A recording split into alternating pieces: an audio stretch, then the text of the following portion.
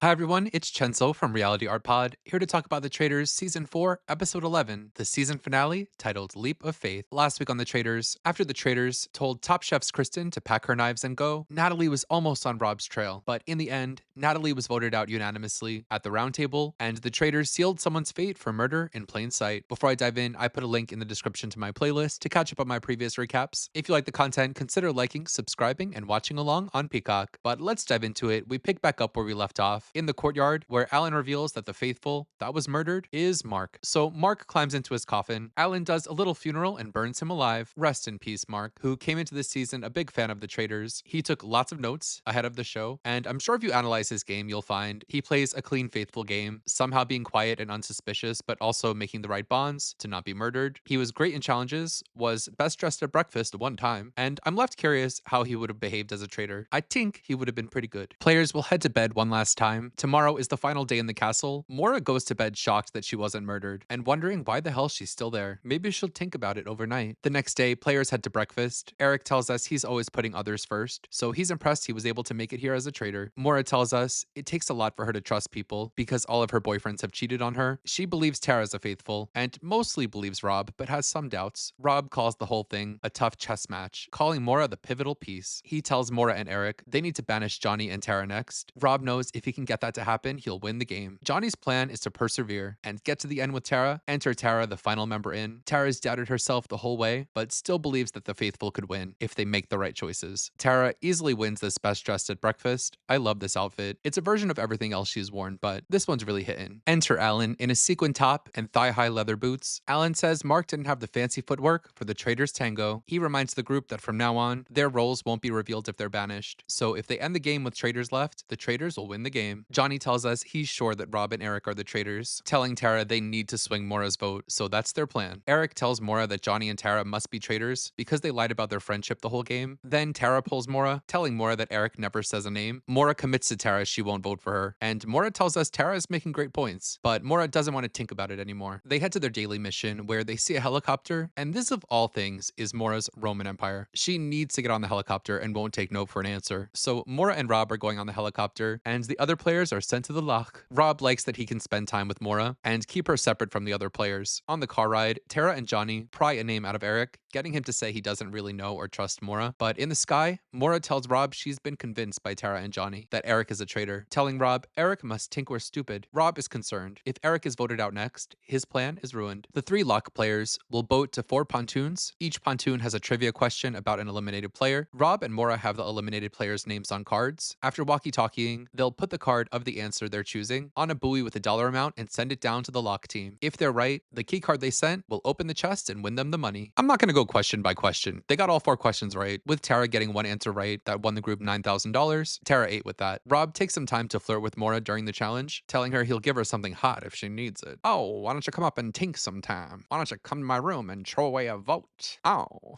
With 5 minutes left on the clock, Alan tells them there's $20,000 in the chest next to him. If they want that money, one of the helicopter players needs to jump from the helicopter, get a key card from the water, and swim back to the chest. Rob is obviously going to do this, so Rob jumps. They make it look like he died for a minute, but Rob, who did not die, emerges from the lock with a thumbs up. What a hero. Rob gets back conveniently with 5 seconds to spare, -1 shoozy, and releases the big orange explosion. You're telling me if he didn't get back in time, we're not going to do the orange explosion? That would be a problem around tax time. The final pot is over $220,000. Alan tells them they'll have one final round table before entering the endgame. On the way back, Mora is convinced that the traitors are Eric and one of the figure skaters. Rob promises Mora they're going to win the game unless something crazy happens. Back at the castle, Tara tells Johnny they have to stick with their guns, that it's Eric and Rob. Tara is confident that Mora is going to stick with them, and she has one final conversation with Mora, telling Mora they need to vote for Eric and promising Mora she'll never vote for her. But Mora also promises Eric that she'll never come for him. Rob sees Mora lying to Eric and feels Mora is talking to Eric the same way that she promises him, which makes him scared. They head to the final round table where Mora really needs to be tinkin'. I don't think she even knows how important her decision is right now. Eric gets the conversation started, saying there are 2 pairs and he's in the middle, confused and lost. But but he's leaning toward Tara and Johnny being traitors. Rob points out Tara and Johnny weren't acting close, but then they were suddenly close when they were at risk of being banished. Johnny defends that's what they had to do to not get banished early. Mora says she believes that. Johnny feels there needs to be two traitors based on his real friendship with Tara, doesn't feel she's a traitor, and Johnny and Tara both praise Mora for keeping it real, buttering her up. She's blushing. They both accuse Eric of being under the radar and never telling anyone anything. Eric gets to defend himself, saying he's just not a passionate person, but that he was confiding in his allies, including Rob. Tara has one more thing to say, revealing that she pressed Eric in the car on the way to the challenge, and brings up that Eric threw Mora's name out. Eric gets frazzled and admits that that's true. Oop, Mora can't be happy about that. Rob chimes in, saying that if one of Johnny or Tara were a traitor, they would have recruited the other one, saying he only trusts Mora and Eric. So they get to voting. I get to play my favorite Mora Higgins game. Is she tinkin' or is she not tinkin'? I think she's tinkin' about 15%. Looking at these votes, Johnny and Tara voted for Eric, and Eric and Rob vote for Johnny. It all comes down to Mora, but Mora voted for Johnny, so by a vote of 3-2, we lose Johnny, who was a fun presence throughout. I'm happy he wasn't just there to promote the Olympics. He wanted to play the game, even trying to form that massive alliance that never came to fruition, and he and Tara hiding their friendship was pretty successful. He was consistently well dressed, won a best dressed at breakfast, and I think gained some fans from this appearance, which would make this worthwhile. Tara tells us she needs to put on her game face to convince Mora to work with her, to bring the faithfuls to a win. Mora is still convinced Eric is a traitor. She makes Rob promise they'll take Eric out, but Rob tells Eric his plan is to vote out Tara, then go all green at final 3 and split the money. Tara tells Mora not only does she think Eric is a traitor, but she thinks Rob is one too, and he's been protecting Mora to take her to the end and trick her. The Mora tinking scale is maybe at like 35% at this point, so players head to the end game, having a sit down with Alan on the way. Eric tells Alan he wants a nice guy to win at the end. Tara says winning would be a victory because she gets it wrong all the time, and she's doing it for Johnny. Rob, in his overalls of course, tells Alan if he wins, all the lies will be worth it, and he's going to use the money to have kids one day. Finally, Mora, who is best dressed at this ceremony in her kinky pancake beret. Alan has changed into his traditional, ridiculous finale snuggie that gets worse and worse every year. With ugly Barbie hair, each round players will be asked to share the money or banish again. If even one player votes to banish, they'll vote someone out. They'll keep going until the game ends or they get to a final 2. In the first round, they all vote to banish again. Tara tells Mora, trust me, the traitor is Eric, and they get to voting. Eric votes to banish Tara. Tara banishes Eric. Rob votes Tara. It all comes back to Mora in a vote that is seriously Mora's last chance to not lose the traitors. Mora votes for Tara, so Tara's banished. On her way out, Rob says, bye, sweetie, not bye, sweetie. And with that, the faithful have lost the game, and we lose Tara, who was pretty invisible at the start of the season. She kept saying she had no clue what was going on, which was funny, and the other players felt she had no clue, including the traitors, which kept her safe, but with no gameplay experience, she wasn't confident in herself as a player, and it was amazing to see this player, who everyone including herself thought was a bad player, come into her own, be the one person this whole season who figured Rob out, and building confidence to the point where, even though she lost here, she held her own after Johnny left and came out looking like a good player who went down being right for a few rounds. Also, she and Johnny are so funny on social media. I'm glad they were on the show together because I think they do come as a set. So we're down to the final 3, choosing to end the game or banish again. Eric votes to end the game, but Mora votes to banish again, saying she thinks Eric thought he had him all fooled, and Rob also votes to banish again, saying he intends to keep his pinky promise. Eric is upset. He tells Mora she's incredibly wrong and tells her to question why she's never been eliminated in the game. So they vote one last time, with Mora's tinkometer on about 80% at this point. Eric votes to banish Rob, Rob votes for Eric, and Mora votes for Eric, banishing him from the game. Eric tells us he would never have been able to live with himself if he did that. So we lose Eric here, who preseason I wanted to be a traitor, but he was so much more fun as a faithful. We got wild reactions from him, the magic ears moment. Even when he was recruited, he almost threw himself down the stairs. But as a traitor, he was so emotionless and frazzled, he lost all the fun, which is a shame because I like fun. But based on the fact that Rob carried him through the game with little help from Eric, he did not deserve to win money. And I think if Mora wasn't so set on voting Eric out, Rob wouldn't have thrown the red pouch, but at that point, what was he gonna do? So we're down to the final 2, Rob and Mora. This is about to be cinema. Alan asks Mora to reveal her role first. She thinks she's funny doing a fake out. I'm sorry, I'm a faithful. Now it's Rob's turn. He says, Mora, I am and always have been a traitor. Mora's face falls to the ground. Her tinkometer is finally at 100. She's devastated, saying he's an asshole who pinky promised, not the pinky promise. She tells him he embarrassed her and tells us in confessional this is why she doesn't trust anybody ever, telling Rob he's never gonna have a girlfriend after this because he's such a good liar. Her final confessional, Rob, you're an effing snake, but well done. So we lose Mora here, who's by far the best dressed player to set foot in the castle in these 4 seasons. She did front load her best outfits for the first few breakfasts, probably didn't think she'd be around long, but the longer she was there, the more opportunities she had to show that she's probably the worst player to make it to a Traitors finale that I can remember. trusting Rob in general was fine, but it's the way time and time again she was presented with evidence, like the Candace vote, she was adamant was a throwaway vote, having faithfuls come to her time and time again telling her who the traitors are, and her not believing it, but nothing can take away her icon status. And she did get to be part of one of the greatest moments in the show's history at her own expense. Alan congratulates Rob, bringing him outside for his crowning moment. If Ugly Barbie, Farmer Ken, Pile of Gold, and Disney Fireworks Show are on tomorrow's New York Times Connections, it's this. Rob says, people see me as a dumb hot person,